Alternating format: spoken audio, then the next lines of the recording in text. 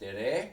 Täna me mängime jälle mõttemänge Tannoga ja meie ees on selline mäng, mille nimi on jaapani keeles Tobutsu Shogi, eesti keeles lihtsalt püüa lõvi kinni.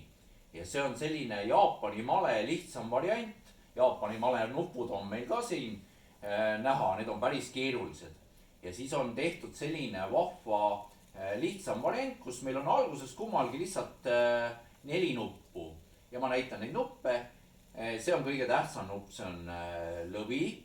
Ja siin on peal ka, kuidas ta liigub. Ta liigub igas suunas ühe sammu. Ja järgmine nupp on elevant siin.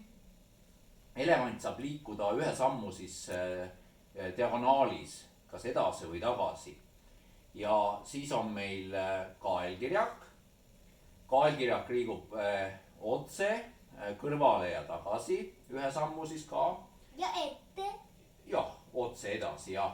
Ja siis on meil tibu, kes liigub muidu ainult otse edasi, aga temaga on see vahva lugu, et kui ta jõuab siia viimasele reale, siis temast saab kana ja ta liigub hoopiski päris mitmes suunas, nagu me näeme.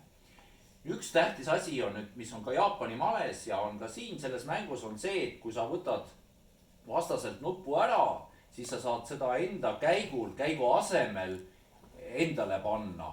Nii et sul võib olla siis, sul võivad olla 2 elevanti, 2 kaelkirjakut ja 2 tibu. Ja nüüd me olemegi jõudnud seisu, kus Tanno on minult ära võtnud kõik nupud peale lõvi ja ma olen nüüd üsna lõksus. Nüüd ma mõtlen, mida teha oma käigul, et ma veel proovin midagi teha, ma võtan oma lõviga ära, ta on endale siia kana saanud. Ma võtan talt kana ära ja vaatame, mis nüüd siin mängus edasi saab.